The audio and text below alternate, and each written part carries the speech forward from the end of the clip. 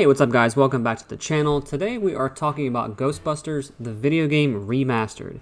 It's fall and almost Halloween, so I've been playing some more Halloween games. So this one originally came out back in 2009 on the PlayStation 3. I played so many games on my PS3 back then, but this is one that I totally missed. So playing it for the first time in 2022 is kind of nice. It was developed by Terminal Reality originally, but for the remaster those duties went to Saber Interactive in 2019. So there's a 10-year gap between the original and the new version. What's super cool about this game is that the story is completely original and not just a rehash of one of the movies. It takes place after Ghostbusters 2, and believe it or not, we get the likenesses and voices of the original cast, including the great Bill Murray and Dan Aykroyd. It's very refreshing to get this much originality from a movie tie-in game. The Ghostbusters are here. Back off, loser. Never gonna happen. That approach rarely works with me. I'll show you why later. Upon release, the game received favorable reviews. The PS3 version has a 78 on Metacritic, while the new remastered version holds a 66. It's a game that most people look back on fondly as somewhat of a cult classic. The remastered version is what you'd expect from a remaster.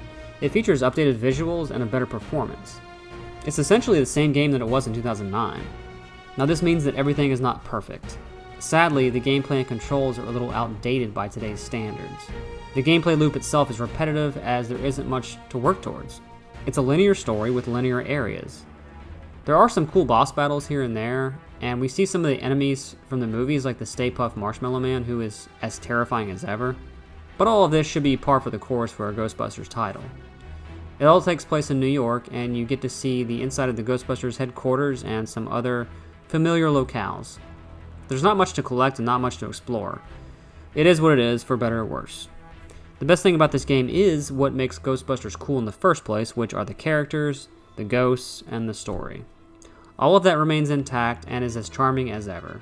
Also, having a script partially written by Dan Aykroyd himself is a big plus, as it makes the game canon in the Ghostbusters universe. This game also marks the last performance and appearance by Harold Ramis, so it's extra special in that regard.